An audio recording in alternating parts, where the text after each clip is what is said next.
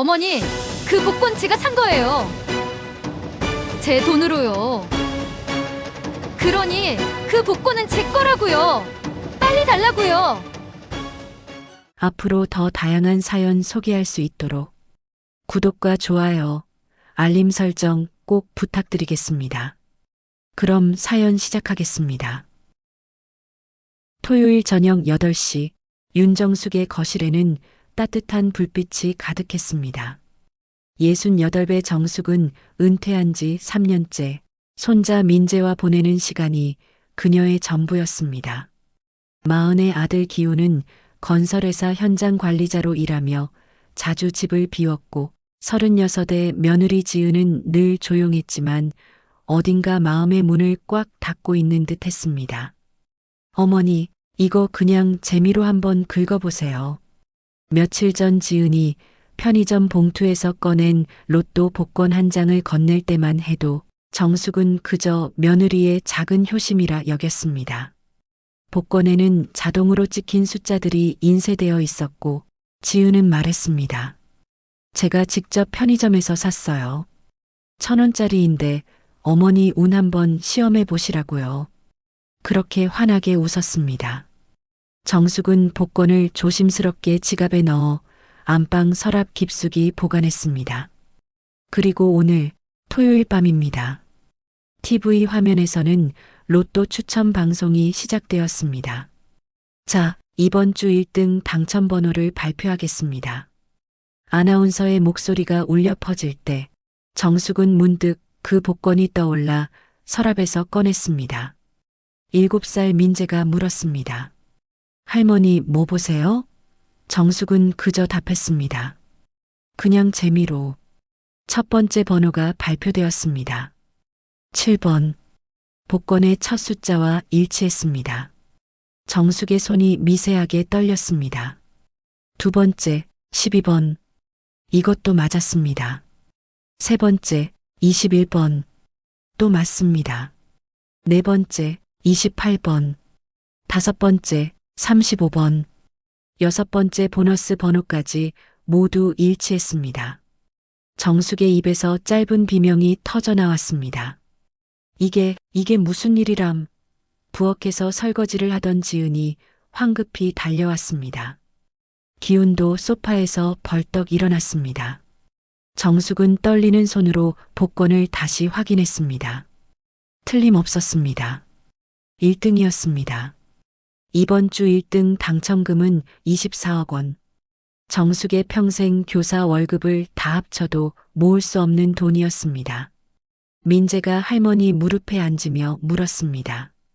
할머니 왜 울어요? 정숙은 자신도 모르게 눈물을 흘리고 있었습니다. 기쁨의 눈물이었을까요? 아니면 앞으로 닥쳐올 일을 예감한 불안의 눈물이었을까요? 그 순간 정숙은 며느리 지은의 얼굴을 보았습니다. 지은의 표정이 묘했습니다. 기쁨보다는 긴장, 놀라움보다는 계산하는 듯한 눈빛이었습니다. 어머니, 축하드려요. 지은의 목소리는 평소처럼 차분했습니다. 하지만 정숙의 오랜 교사 경험이 말해주었습니다. 저 목소리엔 진심이 없다고, 무언가 다른 생각을 하고 있다고. 정숙은 복권을 꼭 쥐었습니다. 이 작은 종이 한 장이 자신의 남은 인생을 바꿀 것이라는 예감이 들었습니다. 하지만 그때는 몰랐습니다. 이것이 가족을 산산조각 낼 시한폭탄이 될 줄은. 기훈이 흥분한 목소리로 말했습니다. 어머니, 이거 진짜 대박이에요. 내일 바로 은행 가셔야 해요. 정숙은 고개를 끄덕였습니다. 하지만 그녀의 시선은 여전히 며느리 지은에게 고정되어 있었습니다. 지은은 부엌으로 돌아가 설거지를 계속했습니다. 그녀의 뒷모습이 왠지 쓸쓸해 보였습니다. 그날 밤 정숙은 복권을 다시 서랍에 넣으며 생각했습니다. 이 복권을 산 사람은 며느리지만 나에게 준 것도 며느리다. 그렇다면 이건 내 것이다. 당연히 내 것이다. 하지만 마음 한구석이 불편했습니다. 며느리의 표정이 자꾸만 떠올랐기 때문입니다. 다음 날 일요일 아침 식탁의 분위기는 어색했습니다. 전날 밤의 흥분은 가라앉았고 묘한 긴장감만 감돌았습니다. 정숙이 된장찌개를 떠먹는데 며느리 지은이 조심스럽게 입을 열었습니다. 어머니, 그 볶음 말인데요. 지은의 목소리는 떨리고 있었습니다. 사실 제가 직접 편의점에서 산 거잖아요. 영수증도 제 가방에 있고요. 순간 식탁이 얼어붙었습니다. 기훈이 황급히 개입했습니다. 여보, 그게 무슨 소리야? 엄마한테 준 거잖아. 지은이 고개를 들었습니다. 그녀의 눈에는 36년을 살아온 여자의 절박함이 담겨 있었습니다. 선물로 드린 건 맞아요. 하지만 법적으로는 복권을 산 사람이 주인이잖아요. 저희 집도 빚이 있고 민재 학원비도 밀려 있어요. 어머니는 연금도 나오시잖아요. 정숙의 얼굴이 굳어졌습니다. 지은 씨, 내가 30년 넘게 교단에 서면서 배운 게 있어. 주는 사람에게는 주는 마음이 있고 받는 사람에게는 받는 자격이 있다는 거야. 당신이 나한테 준 순간 그건 내 거야. 며느리가 입술을 깨물었습니다. 그럼 제가 그냥 어머니 심심하시라고 드린 거였다면 이렇게 큰 돈이 걸린 건 다시 생각해 봐야 하지 않을까요? 기훈이 난처한 표정으로 두 여자 사이에 끼었습니다. 엄마, 여보, 우리 가족인데 이렇게까지 해야 해? 그냥 다 같이 잘 쓰면 되잖아. 하지만 정숙은 단호했습니다. 기훈아, 이건 원칙의 문제야. 며느리가 나한테 준 순간 내 재산이 된 거야. 내가 평생 바르게 살아온 사람이야. 이런 걸로 흔들릴 수 없어. 지은은 더 이상 말하지 않았습니다. 하지만 그녀의 표정에서 정숙은 읽을 수 있었습니다. 체념이 아닌 결심을, 무언가 단단히 마음을 먹은 사람의 표정이었습니다. 오후 내내 집안은 냉전 상태였습니다. 지은은 민재를 데리고 산책을 나갔고 기훈은 회사 긴급 업무로 현장에 나갔습니다. 정숙은 혼자 안방에 앉아 복권을 다시 꺼내 보았습니다. 작은 종이 조각이었습니다. 하지만 이 작은 것이 가족을 갈라놓고 있었습니다. 정숙의 머릿속에는 지난 7년간의 며느리와의 기억들이 스쳐 지나갔습니다. 지은은 민재를 임신했을 때 입덧이 심해 석 달을 누워 지냈습니다. 정숙이 매일 죽을 쓰고 간병했습니다. 민재가 태어났을 때 지은은 산후조리를 제대로 못했습니다. 남편 기훈이 현장 일로 바빴고 시어머니인 정숙이 손자를 거의 키웠다고 해도 과언이 아니었습니다. 하지만 지은도 나름의 고충이 있었습니다. 시댁에서의 삶은 언제나 눈치였고 경제적으로도 쪼들렸습니다. 저녁이 되어 지은과 민재가 돌아왔을 때 정숙은 며느리에게 말했습니다. 지은 씨, 내일 아침 내가 은행 가서 당첨금 받을 거야. 당신한테도 적당히 나눠줄 테니 걱정 마. 지은은 아무 대답도 하지 않았습니다. 그저 고개를 끄덕일 뿐이었습니다. 하지만 그 눈빛에는 무언가 차가운 것이 서려 있었습니다. 밤이 깊어갔습니다. 정숙은 복권을 지갑에서 꺼내 서랍 안쪽 깊숙한 곳에 다시 넣었습니다. 손자 민재의 웃음소리가 건너방에서 들려왔습니다. 며느리가 재우는 소리였습니다. 민재야, 엄마랑 할머니 중에 누가 더 좋아? 다 좋아요. 아이의 천진난만한 대답이 정숙의 가슴을 찔렀습니다. 정숙은 자리에 누웠지만 잠이 오지 않았습니다. 24억이라는 돈이 너무 컸습니다. 교사 월급 200만 원씩 받아 30년을 일해도 7억이 조금 넘었습니다. 24억은 상상할 수 없는 돈이었습니다. 하지만 정숙은 몰랐습니다. 이 밤이 가족의 마지막 평화로운 밤이 될 줄은. 며느리 지은도 잠들지 못하고 있었습니다. 그녀의 머릿속에는 오직 하나의 생각뿐이었습니다. 이건 내가 산 거야. 내 돈이야. 월요일 새벽 6시 정숙은 평소 습관대로 눈을 떴습니다. 30년 교사 생활이 만든 생채시계였습니다.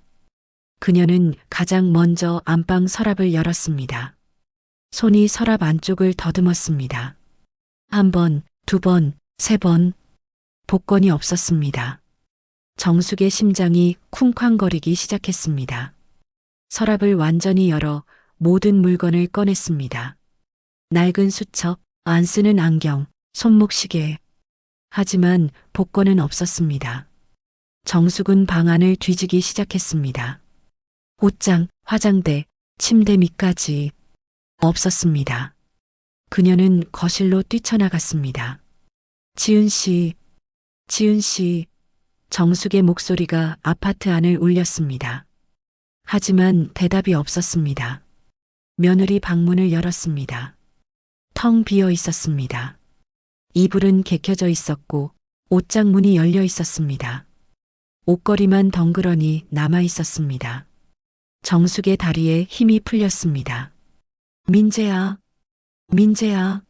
손자 방으로 달려갔습니다. 역시 비어 있었습니다. 민재가 아끼던 공룡 인형만 침대 위에 놓여 있었습니다. 정숙은 그 자리에 주저앉았습니다. 며느리가 손자를 데리고 복권을 훔쳐서 사라진 것이었습니다. 정숙은 떨리는 손으로 핸드폰을 꺼냈습니다. 아들 기훈에게 전화를 걸었습니다. 기훈아, 지은이가 민재 데리고 사라졌어. 복권도 없어졌어. 기훈의 목소리가 황급히 들려왔습니다. 뭐라고요? 지금 어디 계세요? 제가 바로 갈게요. 기훈이 도착했을 때는 오전 9시였습니다. 그의 얼굴은 창백했습니다. 아내 지은의 핸드폰은 꺼져 있었고 문자도 읽지 않았습니다. 기훈은 즉시 경찰서로 달려갔습니다. 실종 신고를 했습니다. 경찰은 말했습니다. 성인이 자발적으로 떠난 경우에는 범죄가 아닙니다. 하지만 미성년자인 손자를 동반했고 고액 재산을 가지고 간 정황이 있으니 조사하겠습니다. 정숙과 기훈은 며느리가 자주 가던 곳들을 찾아다녔습니다. 동네 마트, 손자 학원, 친한 친구 집. 하지만 아무도 지은을 보지 못했습니다. 오후가 되어 경찰에서 연락이 왔습니다. 편의점 CCTV를 확인했습니다. 며느리분이 토요일 오후 2시경 복권을 구매한 장면이 명확히 찍혀 있습니다. 정숙과 기훈은 경찰서로 갔습니다. 모니터 화면에는 지은이 편의점 계산대에서 로또 복권 한 장을 사는 장면이 나왔습니다. 1,000원을 내고 자동으로 출력된 복권을 받아 가방에 넣었습니다.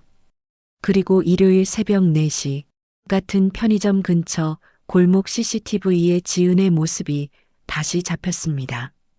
큰 가방을 메고 민재의 손을 잡고 걸어가는 모습이었습니다. 경찰이 말했습니다. 이 이후로는 추적이 어렵습니다. 택시나 버스를 탔는지 어느 방향으로 갔는지 확인이 안 됩니다. 며느리분의 카드 사용 내역을 추적하고 있습니다. 정숙은 모니터를 멍하니 바라보았습니다. 며느리의 뒷모습이 화면에서 점점 작아지고 있었습니다. 집으로 돌아온 정숙은 며느리 방을 다시 살펴보았습니다. 화장대 서랍에서 낡은 공책 하나를 발견했습니다. 지은의 가계부였습니다.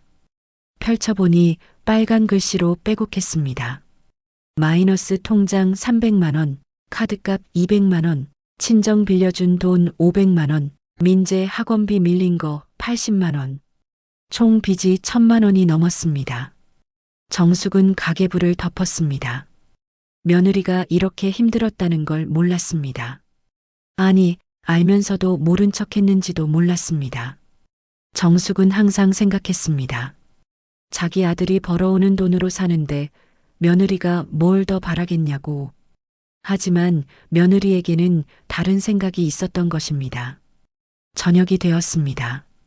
기훈은 회사도 가지 못하고 집에서 아내에게 계속 전화를 걸었습니다. 하지만 여전히 꺼져 있었습니다.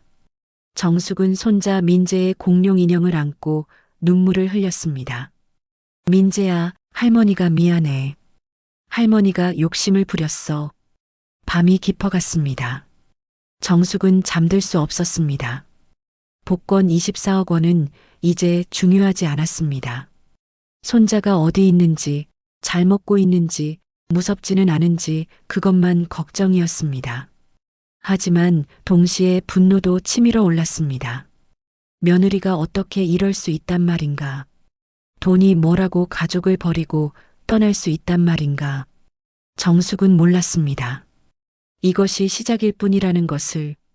며느리 지은의 계획은 훨씬 더 치밀했고 앞으로 밝혀질 진실은 훨씬 더 충격적이라는 것을. 화요일 아침 경찰 조사가 본격화되었습니다. 담당 형사 김대석은 40대 중반의 노련한 베테랑이었습니다. 그는 정숙과 기훈을 경찰서로 불러 자세한 진술을 받았습니다. 일단 복권 구매 영수증 원본이 있으면 가져오세요. 그리고 며느리분의 최근 행적을 최대한 자세히 말씀해 주세요. 기훈이 말했습니다. 아내가 최근 한 달 동안 좀 이상했어요. 자주 휴대폰을 보면서 뭔가 계산하는 것 같았고 새벽에 몰래 전화하는 것도 봤어요. 그때는 친정 엄마하고 통화하는 줄 알았는데. 정숙이 끼어들었습니다. 지은이가 원래 말이 없는 아이라 크게 신경 안 썼는데 돌이켜보니 이상한 점이 많았어요. 김 형사는 노트에 적으며 물었습니다. 며느리분의 친정 쪽은 연락해 보셨습니까? 기훈이 고개를 저었습니다. 장모님은 5년 전에 돌아가셨고 장인어른은 작년에 뇌졸중으로 요양원에 계세요. 처형이 한 분 계신데 연락이 안 돼요. 경찰은 지은의 처제를 찾아냈습니다. 지은의 언니 박지연은 서울에서 식당을 운영하고 있었습니다. 하지만 그녀도 동생을 못 봤다고 했습니다. 제 동생이 왜 그랬을까요? 원래 착한 애였는데. 지연의 목소리는 떨렸습니다. 시댁에서 고생이 많았어요. 경제적으로도 힘들었고 정신적으로도 억눌려 지냈어요. 제가 돈을 좀 빌려준 적도 있어요. 경찰은 편의점 주변 CCTV를 더 면밀히 분석했습니다. 그리고 중요한 단서를 발견했습니다. 지은이 일요일 새벽 집을 나서기 전 토요일 밤 11시경 편의점 뒤 골목에서 낯선 남자와 짧게 대화하는 장면이 포착된 것입니다. 남자는 30대 후반으로 보였고 검은색 야구 모자를 쓰고 있었습니다. 김 형사가 화면을 확대했습니다. 이 사람 아십니까? 정숙과 기훈은 고개를 저었습니다. 모르는 사람이었습니다. 경찰은 더 조사했습니다. 그 남자는 일요일 새벽 4시 지은과 민재가 탄 택시 근처에서도 목격되었습니다. 마치 그들을 호위하듯 따라가는 모습이었습니다. 이 남자가 누군지 파악하는 게 중요합니다. 김 형사는 얼굴 인식 시스템으로 추적을 시작했습니다. 한편 은행 쪽에도 협조 요청이 들어갔습니다. 만약 복권 당첨금 수령을 시도하는 사람이 있으면 즉시 경찰에 연락해 주세요. 수요일 오후 정숙은 동네 슈퍼를 지나다가 주인 아주머니에게 불려갔습니다. 정숙 씨, 소문 들었어요. 며느리가 돈 들고 튀었다며? 소문은 이미 동네에 퍼져 있었습니다. 정숙은 얼굴이 화끈거렸습니다. 30년 교직 생활 동안 한 번도 창피한 일이 없었던 그녀였습니다. 하지만 이제 온 동네 사람들이 수군거렸습니다. 24억이면 나도 튀겠다. 시어머니가 원래 독하기로 유명하잖아. 며느리 불쌍하다. 시집살이 얼마나 했겠어.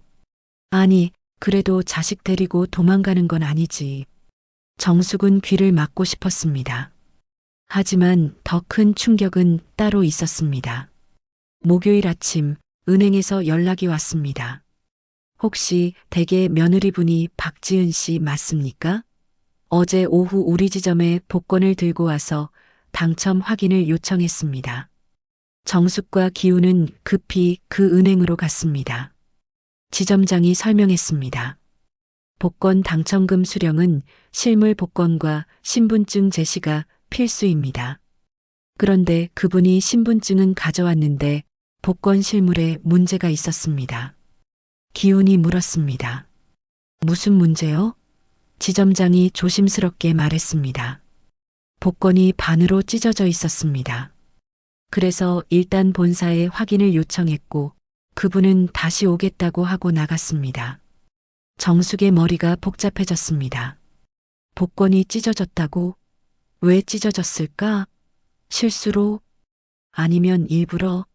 김 형사는 은행 CCTV를 확인했습니다. 화면에는 지은이 초췌한 얼굴로 창구에 서 있는 모습이 나왔습니다.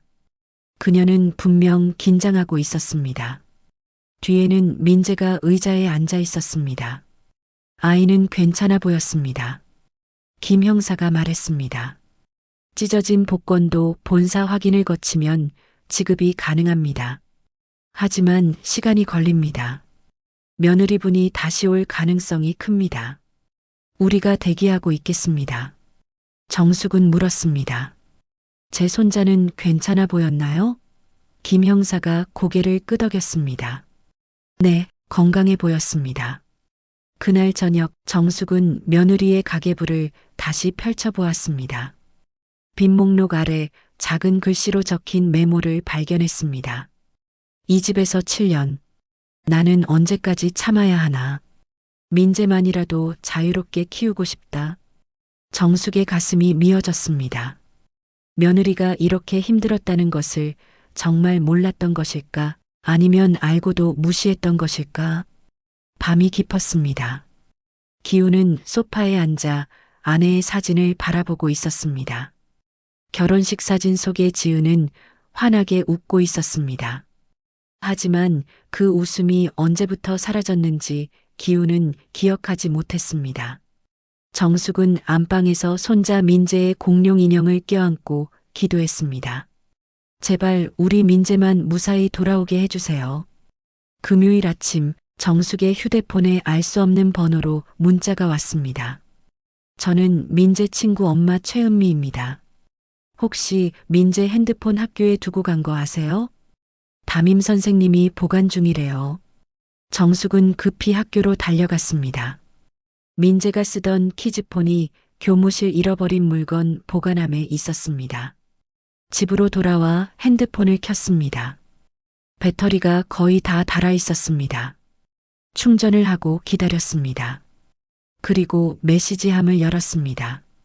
가장 최근 메시지는 목요일 저녁에 도착한 것이었습니다. 발신자는 엄마였습니다. 정숙은 떨리는 손으로 메시지를 열었습니다. 민재야, 핸드폰 학교에 두고 와서 지금 못 보겠지. 엄마가 미안해. 근데 엄마도 힘들어. 할머니한테 이거 전해줘. 나도 살고 싶었다고. 민재랑 단둘이 행복하고 싶었다고. 그리고 삭제된 음성 메시지 파일이 하나 있었습니다. 정숙은 복구 버튼을 눌렀습니다. 민재의 어린 목소리가 흘러나왔습니다. 할머니, 나 엄마랑 있어요. 엄마가 자꾸 울어요. 할머니 보고 싶어요. 아빠도 보고 싶어요. 근데 엄마가 우리 집 돌아가면 안 된대요. 할머니, 나 무서워요. 아이의 목소리가 떨리고 있었습니다. 녹음 시간은 30초. 마지막에 지은의 목소리가 멀리서 들렸습니다. 민재야, 뭐해? 핸드폰 끄고 자야지. 정숙은 핸드폰을 떨어뜨릴 뻔했습니다. 손자가 무서워하고 있었습니다. 할머니를 찾고 있었습니다. 정숙은 즉시 경찰에 연락했습니다. 김 형사가 왔고 음성 파일을 분석에 넘겼습니다.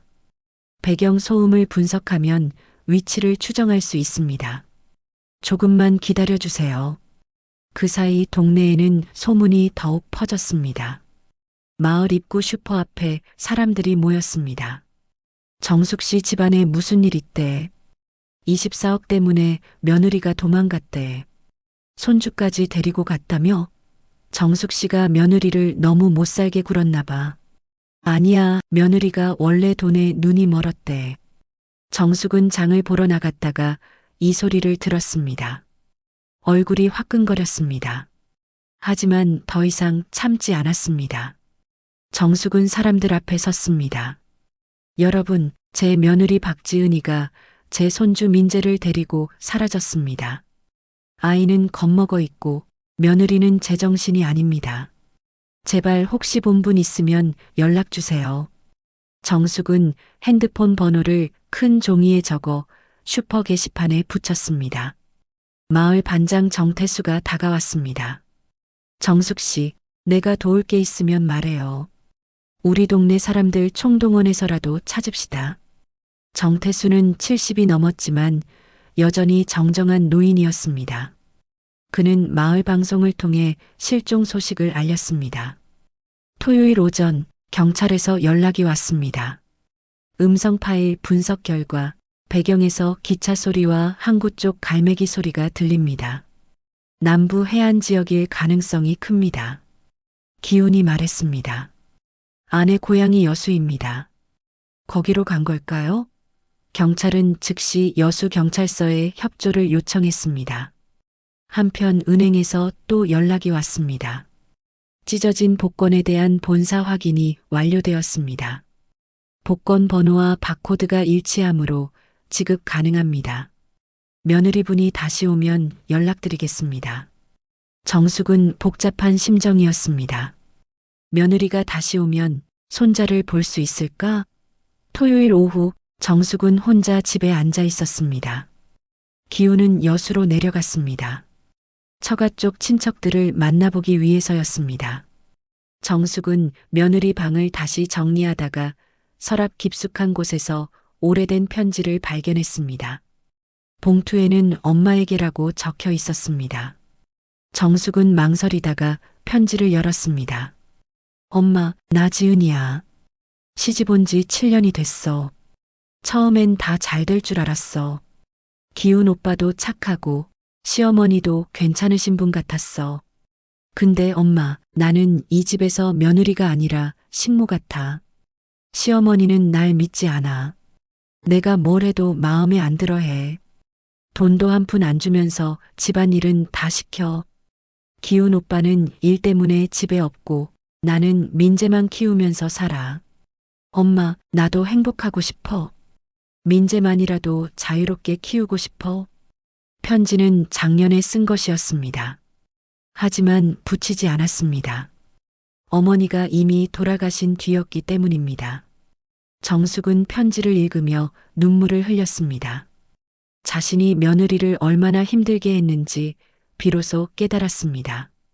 하지만 동시에 분노도 느꼈습니다. 그렇다고 해서 손자를 데리고 도망가는 게 정당화될 수 있는가? 저녁이 되어 기훈에게서 전화가 왔습니다. 엄마, 여수에 없어요. 처가 친척들도 못 봤대요. 다른 곳일 수도 있어요. 정숙은 한숨을 쉬었습니다. 손자 민재의 얼굴이 눈앞에 어른거렸습니다. 7살 아이가 엄마와 함께 어디선가 떠돌고 있었습니다. 밤이 되었습니다. 정숙은 민재의 방에 들어가 이불을 정리했습니다. 베개 밑에서 민재가 그린 그림 한 장이 나왔습니다. 종이 한가운데 집이 그려져 있었고 할머니, 엄마, 아빠, 민재가 손을 잡고 웃고 있었습니다. 하지만 그림 한쪽 구석에 작은 글씨로 이렇게 적혀 있었습니다. 엄마가 웃었으면 좋겠어요. 정숙은 그림을 가슴에 안았습니다. 모든 것이 자신의 욕심 때문이었습니다. 24억이 뭐길래 가족이 이렇게 무너져야 했을까? 하지만 이미 늦었습니다. 며느리는 사라졌고 손자는 돌아오지 않았고 복권은 찢어져 있었습니다. 정숙은 기도했습니다. 제발 이 일이 잘 끝나게 해주세요. 일요일 아침 정숙은 악몽에서 깨어났습니다. 꿈속에서 손자 민재가 울면서 자신을 불렀습니다. 하지만 아무리 달려가도 아이는 점점 멀어졌습니다. 정숙은 식은땀을 흘리며 일어났습니다. 핸드폰을 확인했습니다. 새벽 5시 경찰에게서 문자가 와 있었습니다. 긴급. 편의점 주인 제보 있음. 며느리가 복권 구매 당일 밤 다시 편의점에 들렀다고 함. CCTV 추가 확인 필요. 오전 9시 경찰서로 와주세요. 정숙은 급히 옷을 갈아입었습니다. 기훈도 여수에서 새벽 기차를 타고 올라왔습니다. 경찰서에서 편의점 주인 이영호를 만났습니다. 50대 중반의 그는 긴장한 표정이었습니다. 죄송합니다. 제가 깜빡하고 있다가 어젯밤에 생각났어요. 토요일 밤 11시쯤 그 며느리분이 다시 오셨어요. 복권은 안 사시고 그냥 ATM기 사용하시고 가셨어요. 김 형사가 편의점 CCTV를 다시 돌렸습니다. 화면에는 지은이 ATM기 앞에서 카드를 넣고 무언가 확인하는 모습이 나왔습니다. 잔액 조회였습니다. 그리고 고개를 떨구고 나가는 모습. 김 형사가 말했습니다. 통장에 돈이 없었던 것 같습니다. 표정이 절망적이네요. 그런데 중요한 건 그 다음이었습니다. 지은이 편의점을 나서자 토요일 밤에 봤던 그 검은색 야구 모자의 남자가 나타났습니다. 두 사람은 편의점 뒤 어두운 골목으로 갔습니다. 화면은 흐릿했지만 지은이 남자에게 무언가를 건네는 모습이 보였습니다. 종이 같은 것이었습니다. 정숙이 소리쳤습니다. 복권이에요. 며느리가 복권을 그 남자한테 준 거예요. 김 형사가 화면을 멈췄습니다. 확실하지 않습니다. 하지만 가능성은 있습니다. 이 남자를 찾아야 합니다. 경찰은 얼굴 인식으로 그 남자를 추적했습니다. 하지만 모자와 마스크 때문에 식별이 어려웠습니다. 월요일 오전 드디어 결정적 단서가 나왔습니다. 어느 은행 지점에서 연락이 온 것입니다. 며느리분이 다시 왔습니다. 지금 복권 지급 절차를 밟고 있습니다. 정숙과 기훈 그리고 김 형사가 급히 은행으로 달려갔습니다. 은행 로비에는 지은이 창구 앞에 서 있었습니다. 정숙이 소리쳤습니다. 지은 씨, 지은이 돌아봤습니다. 그녀의 얼굴은 지난 일주일 동안 수척해져 있었습니다. 눈 밑에는 다크서클이 짙었고 머리는 단정하지 못했습니다. 하지만 그녀의 눈빛은 단호했습니다. 어머니, 지은의 목소리는 떨렸습니다. 정숙이 다가갔습니다. 민재는? 우리 민재는 어디 있어? 지은이 고개를 숙였습니다. 아이는 안전합니다. 친구 집에 맡겨놨어요. 기훈이 외쳤습니다. 여보, 대체 왜 이러는 거야? 우리가 뭘 잘못했어? 지은이 고개를 들었습니다. 그녀의 눈에는 눈물이 고여 있었습니다. 잘못? 당신들이 뭘 잘못했냐고요? 지은의 목소리가 커졌습니다. 저는 7년 동안 이 집에서 사람 취급을 못 받았어요. 어머니는 저를 며느리가 아니라 가정부로 봤어요. 돈 한 푼 안 주시면서 집안일은 다 시키셨죠. 당신은요? 당신은 엄마 편만 들었잖아요. 은행 로비의 사람들이 모두 이쪽을 쳐다봤습니다. 정숙의 얼굴이 빨개졌습니다. 지은은 계속했습니다. 그 복권 제가 샀어요. 제 돈으로. 어머니한테 드린 건 맞아요. 하지만 24억이 당첨될 줄 알았겠어요? 저도 사람이에요. 저도 살고 싶어요. 민재랑 단둘이 행복하게 살고 싶어요. 김 형사가 개입했습니다. 부인, 일단 진정하시고 경찰서로 가시죠. 아이부터 데려와야 합니다. 지은이 고개를 저었습니다. 아니에요. 저 먼저 이 돈 받을 거예요. 이게 제 인생 마지막 기회예요. 그녀는 창구 직원에게 말했습니다. 계속 진행해 주세요. 창구 직원은 난처한 표정이었습니다. 지점장이 나왔습니다. 손님, 일단 복권과 신분증은 확인되었습니다. 하지만 가족 간 분쟁이 있는 것 같은데 법적 문제를 먼저 해결하시는 게. 지은이 소리쳤습니다. 법적으로 문제 없어요. 제가 샀고 제 이름으로 받는 거예요. 바로 그때였습니다. 은행 입구로 검은색 야구 모자를 쓴 남자가 들어왔습니다. CCTV에서 봤던 그 남자였습니다. 김 형사가 즉시 그를 붙잡았습니다.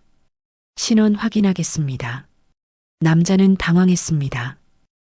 저는 그냥 지인 도와주러 온 것뿐인데요. 경찰이 남자의 신분증을 확인했습니다. 이름은 강민수, 나이는 39. 직업은 무직. 전과 기록에 사기와 공갈이 있었습니다. 김 형사가 물었습니다. 이 여자와 무슨 관계입니까? 강민수가 더듬거렸습니다. 그냥 아는 사이요. 지은의 얼굴이 창백해졌습니다. 정숙이 소리쳤습니다. 지은 씨, 이 남자가 누구예요? 당신 복권 찢은 것도 이 남자죠? 지은이 입술을 깨물었습니다. 그녀는 아무 말도 하지 않았습니다. 하지만 그녀의 침묵이 모든 것을 말해주었습니다. 김 형사는 두 사람을 모두 경찰서로 데려갔습니다. 조사 결과 충격적인 진실이 드러났습니다. 강민수는 지은의 옛 지인이었습니다. 10년 전 지은이 26살 때 잠깐 만났던 남자였습니다. 그는 최근 우연히 지은을 다시 만났고 그녀가 경제적으로 힘들다는 것을 알았습니다. 강민수는 지은에게 접근했습니다. 복권이라도 사봐. 인생 한 방이야. 그래서 지은은 토요일에 복권을 샀습니다. 그리고 당첨되었습니다. 하지만 복권을 시어머니에게 이미 줘버린 상태였습니다. 강민수는 계획을 세웠습니다. 그 복권 다시 가져와. 우리가 반씩 나눠 갖자. 토요일 밤 지은은 강민수의 유혹에 넘어갔습니다. 일요일 새벽 시어머니가 자는 틈에 복권을 가져왔습니다. 하지만 황급히 가져오다가 복권이 반으로 찢어졌습니다. 강민수는 화를 냈습니다. 이걸 어떻게 써? 이제 본사 확인 받아야 해. 그래서 지은은 민재를 데리고 도피했습니다. 시간을 벌기 위해서였습니다. 김 형사가 물었습니다. 왜 아이까지 데려갔습니까? 지은이 울면서 대답했습니다. 민재를 두고 갈 수 없었어요. 어머니가 제게서 민재마저 빼앗을까봐 무서웠어요. 전 엄마예요. 제 아들이에요. 정숙은 경찰서 의자에 앉아 모든 이야기를 들었습니다. 분노, 배신감, 그리고 죄책감이 동시에 밀려왔습니다. 며느리가 이렇게까지 절박했다는 것을, 그리고 자신이 며느리를 그렇게 만들었다는 것을 깨달았습니다. 월요일 저녁 경찰서 조사실은 무거운 침묵으로 가득했습니다. 지은과 강민수는 각각 다른 방에서 조사를 받았습니다. 김 형사는 강민수를 먼저 신문했습니다. 당신 전과 기록을 봤습니다. 사기 2건, 공갈 1건. 이번에도 박지은 씨를 이용하려 한 거 아닙니까? 강민수는 고개를 저었습니다. 아니에요. 전 그냥 도와주려고 한 거예요. 지은이가 너무 힘들어해서. 김 형사가 책상을 탁 쳤습니다. 거짓말 마십시오. 통화 기록 다 나왔습니다. 당신이 지은 씨에게 당첨되면 반반 나누자고 여러 번 말했죠? 강민수의 얼굴이 굳었습니다. 그는 더 이상 부인하지 못했습니다. 네, 맞아요. 근데 나쁜 마음은 아니었어요. 지은이도 원했어요. 시댁에서 벗어나고 싶어 했고, 저도 도와주고 싶었어요. 김 형사는 냉소를 지었습니다. 도와주다가 돈은 반씩 챙기려고요? 다른 조사실에서 지은은 고개를 숙이고 있었습니다. 여형사 박수진이 물었습니다. 부인, 솔직하게 말씀해 주세요. 처음부터 계획하신 건가요?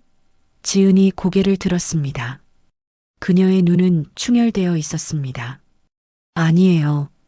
전 정말 어머니께 선물로 드린 거였어요. 그냥 재미로 긁어보시라고. 박수진이 물었습니다. 그럼 왜 다시 가져가신 건가요? 지은의 목소리가 떨렸습니다.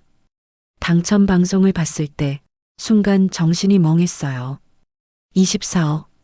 전 평생 그런 돈 구경도 못 해봤어요. 민수 오빠가 전화했어요.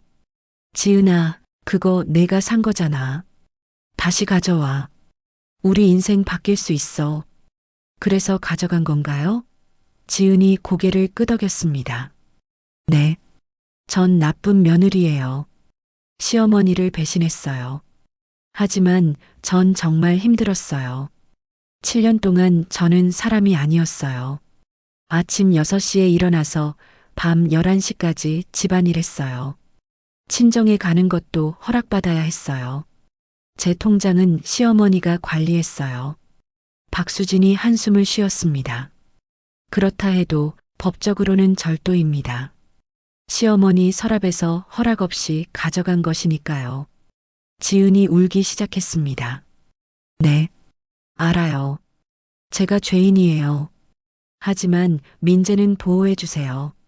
아이는 아무 죄가 없어요. 화요일 아침 정숙과 기우는 민재를 데리러 갔습니다. 지은이 아이를 맡긴 곳은 옛 직장 동료의 집이었습니다. 현관문이 열리자 민재가 뛰어나왔습니다. 할머니, 아이는 정숙의 품에 안겼습니다.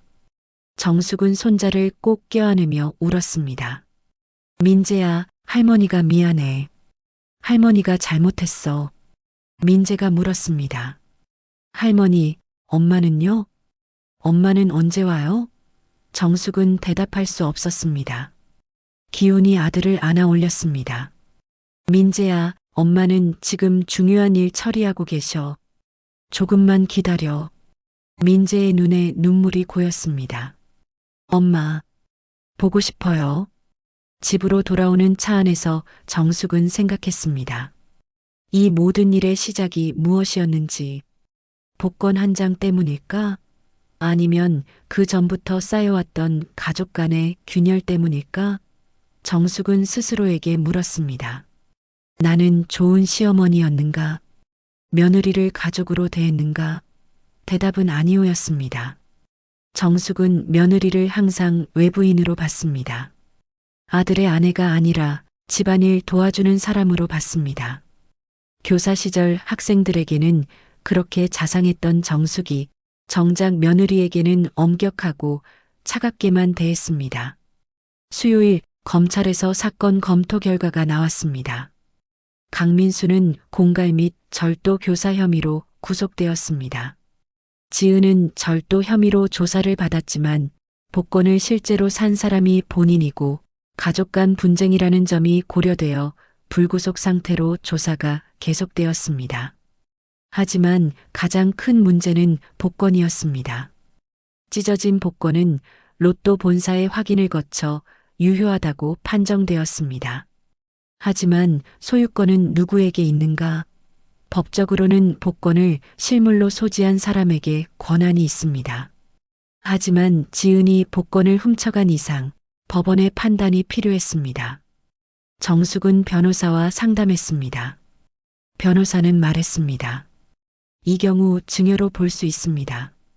며느리가 드린 것이니 법적으로 선생님 것입니다. 하지만 며느리가 다시 가져간 것은 절도로 볼 수 있고요. 복잡한 사안입니다. 정숙은 물었습니다. 그럼 당첨금은 누가 받나요? 변호사가 대답했습니다. 법원이 최종 결정합니다. 몇 달 걸릴 수도 있습니다. 목요일 저녁 정숙은 경찰서에 면회를 갔습니다. 며느리 지은을 만나기 위해서였습니다. 면회실에서 두 여자는 마주 앉았습니다. 잠시 침묵이 흘렀습니다. 정숙이 먼저 입을 열었습니다. 지은 씨. 지은이 고개를 들었습니다. 그녀의 얼굴은 더욱 수척해져 있었습니다. 정숙이 말을 이었습니다. 내가 미안해. 내가 당신을 너무 모질게 대했어. 며느리가 아니라 사람으로 봤어야 했는데. 내가 잘못했어. 지은의 눈에서 눈물이 흘러내렸습니다. 어머니. 지은의 목소리가 떨렸습니다. 전 정말 어머니를 힘들게 하려던 게 아니었어요. 그저 너무 힘들었어요. 저도 존중받고 싶었어요.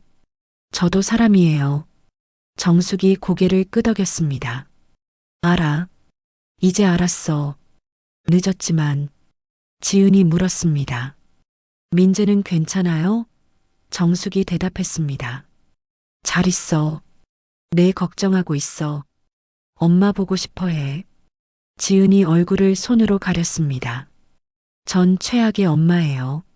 아이한테 이런 걸 보여줬으니. 정숙은 며느리에게 말했습니다. 복권 일은 법원이 결정할 거야. 하지만 그게 중요한 게 아니야. 우리 가족이 중요한 거야. 지은 씨, 돌아와. 우리 다시 시작하자. 내가 달라질게. 지은이 고개를 들었습니다. 그녀의 눈빛에는 의심과 희망이 섞여 있었습니다. 정말 달라지실 수 있어요? 정숙이 고개를 끄덕였습니다. 노력할게. 약속해. 두 여자는 서로를 바라봤습니다. 7년 동안 쌓인 오해와 상처가 한순간에 사라지지는 않았습니다. 하지만 치유의 첫걸음은 시작되었습니다. 면회를 마치고 나오는 정숙의 뒷모습은 쓸쓸했습니다. 24억이라는 돈이 가족을 산산조각 냈습니다. 하지만 동시에 숨겨져 있던 진실을 드러내기도 했습니다. 정숙은 평생 바르게 살았다고 믿었습니다. 하지만 가장 가까운 사람에게는 잔인했습니다. 한 달이 지났습니다. 법원의 판결이 나왔습니다. 복권 소유권은 최종적으로 정숙에게 돌아갔습니다. 법원은 말했습니다. 증여의 의사가 명확했고 며느리가 이를 도로 가져간 것은 절도에 해당한다. 강민수는 징역 1년을 선고받았습니다. 지은은 집행유예를 받았습니다. 정숙은 은행에서 당첨금 24억 원을 수령했습니다. 통장에 찍힌 숫자를 보는 순간 묘한 감정이 들었습니다. 기쁨이 아니라 씁쓸함이었습니다. 이 돈 때문에 가족이 얼마나 고통받았는지를 알고 있었기 때문입니다. 정숙은 집으로 돌아와 며느리 지은과 아들 기훈, 손자 민재를 거실에 불러 모았습니다. 다들 앉아봐. 정숙은 통장을 테이블 위에 놓았습니다. 법원 판결이 났어. 이 돈은 법적으로 내 거야. 지은의 얼굴이 굳었습니다. 그녀는 아무 말도 하지 않았습니다. 정숙이 말을 이었습니다. 하지만 이 돈으로 우리가 행복할 수 있을까? 한 달 동안 생각 많이 했어. 돈이 뭐길래 우리 가족이 이렇게까지 무너져야 했나? 기훈이 조심스럽게 물었습니다. 엄마, 무슨 말씀을 하시려는 거예요? 정숙은 깊은 한숨을 쉬었습니다. 24억 중에서 10억은 지은 씨한테 줄게. 이건 내가 지은 씨한테 진 빚이야. 7년 동안 힘들게 한 것에 대한 보상이야. 지은의 눈이 커졌습니다. 어머니. 정숙이 손을 들어 지은의 말을 막았습니다. 들어봐. 10억은 지은 씨 명의 통장에 넣을 거야. 그걸로 민재 키우고 하고 싶은 일하고 자유롭게 살아. 나머지 14억 중에서 5억은 기훈이 내가 가져. 사업 자금으로 쓰든 뭐든 해. 그리고 나머지 9억은 내가 가질게. 노후 자금이랑 민재 교육비로 쓸 거야. 거실에 침묵이 흘렀습니다. 지은의 눈에서 눈물이 흘러내렸습니다. 어머니, 정말 괜찮으세요? 정숙이 고개를 끄덕였습니다. 괜찮아. 이게 맞는 것 같아. 사실 이 복권을 산 건 지은 씨잖아. 법적으로는 내 거지만 도덕적으로는 복잡해. 그냥 우리 다 나눠 갖자. 기훈이 말했습니다. 엄마, 고맙습니다. 엄마가 이렇게 결정해 주셔서 정말. 그의 목소리가 떨렸습니다. 민재가 할머니 무릎에 앉으며 물었습니다. 할머니, 그럼 이제 엄마랑 할머니 안 싸워요? 정숙이 손자를 안으며 말했습니다. 그래, 이제 안 싸워. 우리 다 같이 행복하게 살 거야. 하지만 현실은 그렇게 단순하지 않았습니다. 그날 밤 지은은 정숙에게 말했습니다. 어머니, 감사합니다. 하지만 저는 이 집에서 더 이상 살 수 없을 것 같아요. 정숙이 놀라 물었습니다. 왜? 내가 돈도 줬고 이제 달라질 거라고 했잖아. 지은이 고개를 저었습니다. 어머니가 변하려고 노력하시는 거 알아요. 고마워요. 하지만 저는 이미 많이 상처받았어요. 7년 동안의 기억이 하루아침에 지워지지 않아요. 저는 민재랑 단둘이 살고 싶어요. 새로운 곳에서 새롭게 시작하고 싶어요. 정숙의 가슴이 무너져 내렸습니다. 그럼 민재는? 지은이 단호하게 말했습니다. 민재는 제가 키울 거예요. 엄마니까요.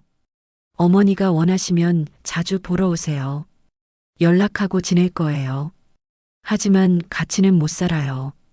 미안해요. 기훈도 며느리 편을 들었습니다. 엄마, 지은이 말이 맞는 것 같아요. 우리 조금 떨어져서 지내는 게 나을 것 같아요. 엄마는 여기서 편히 지내시고 우린 새 아파트 구해서 나갈게요. 정숙은 할 말을 잃었습니다. 돈을 나눠줘도 가족은 돌아오지 않았습니다. 2달 뒤 지은과 기훈, 민재는 새 아파트로 이사를 갔습니다. 같은 동네였지만 다른 단지였습니다. 이사하는 날 정숙은 짐을 싸는 것을 도왔습니다. 민재가 할머니에게 안기며 말했습니다. 할머니, 자주 놀러 올게요. 정숙은 손자를 꼭 안았습니다. 그래, 할머니가 기다릴게. 지은이 정숙에게 말했습니다. 어머니, 원망은 안 해요. 어머니도 어머니 나름대로 힘드셨을 거예요. 그냥 우리 서로 조금 거리를 두고 지내요. 그게 더 나을 것 같아요. 정숙은 고개를 끄덕였습니다. 그래, 그러자. 민재 잘 부탁해. 이사 트럭이 떠나고 정숙은 혼자 빈 집으로 돌아왔습니다. 거실이 너무 넓어 보였습니다. 손자가 놀던 장난감, 며느리가 두고 간 앞치마, 아들이 신던 슬리퍼, 모든 것이 그대로인데 사람만 없었습니다. 정숙은 안방에 앉아 통장을 꺼내 보았습니다. 9억 원이 남아 있었습니다. 교사 생활 30년 동안 모은 돈보다 훨씬 많은 금액이었습니다. 하지만 행복하지 않았습니다. 돈이 많아졌지만 외로워졌습니다. 손자도 며느리도 아들도 다 떠났습니다. 정숙은 민재가 그려놓은 그림을 꺼냈습니다. 가족이 손잡고 웃는 그림. 하지만 이제 이 그림은 현실이 아니었습니다. 정숙은 스스로에게 물었습니다. 내가 뭘 잘못한 걸까? 대답은 명확했습니다. 욕심, 통제욕, 며느리를 동등한 인간으로 보지 않았던 오만함. 석 달 뒤 정숙은 며느리네 집을 방문했습니다. 민재가 뛰어나와 할머니를 안았습니다. 할머니, 지은도 나와서 인사했습니다. 어머니, 들어오세요. 관계는 예전과 달랐습니다. 시어머니와 며느리가 아니라 그냥 두 여자였습니다. 서로 조심스러웠지만 그래도 만났습니다. 저녁을 먹으며 지은이 말했습니다. 어머니, 저 작은 카페 차렸어요. 제가 하고 싶었던 일이에요. 정숙이 물었습니다. 잘 되니? 지은이 웃으며 대답했습니다. 네, 생각보다 잘 돼요. 민재도 방과 후에 카페에 와서 숙제하고 그래요. 정숙은 며느리의 미소를 봤습니다. 7년 동안 한 번도 본 적 없는 진심 어린 미소였습니다. 집으로 돌아오는 길에 정숙은 생각했습니다. 이것이 최선이었을까? 가족이 뿔뿔이 흩어진 것이? 하지만 동시에 알았습니다. 함께 있어도 불행하다면 떨어져 있는 게 나을 수도 있다는 것을. 지은은 이제 자유로웠고 민재도 엄마의 밝은 모습을 보며 자랐습니다. 1년이 지났습니다. 정숙은 손자를 일주일에 한 번씩 만났습니다. 며느리와의 관계도 조금씩 나아졌습니다. 완전히 회복되지는 않았지만 적어도 서로 존중하며 지냈습니다. 정숙은 9억 원으로 노후를 준비했고 일부는 지역 교육재단에 기부했습니다. 어느 저녁 정숙은 TV에서 로또 추첨 방송을 봤습니다. 1년 전 그 토요일 밤이 떠올랐습니다. 복권 한 장이 모든 것을 바꿔놓았습니다. 가족은 무너졌지만 동시에 숨겨진 진실이 드러났습니다. 정숙은 혼잣말을 했습니다. 그래, 어쩌면 이게 맞는 길이었는지도 몰라. 복권 당첨은 축복이었을까, 저주였을까? 정숙은 알 수 없었습니다. 하지만 한 가지는 확실했습니다. 돈은 사람을 움직였지만 결국 가장 약한 사람만 다쳤다는 것.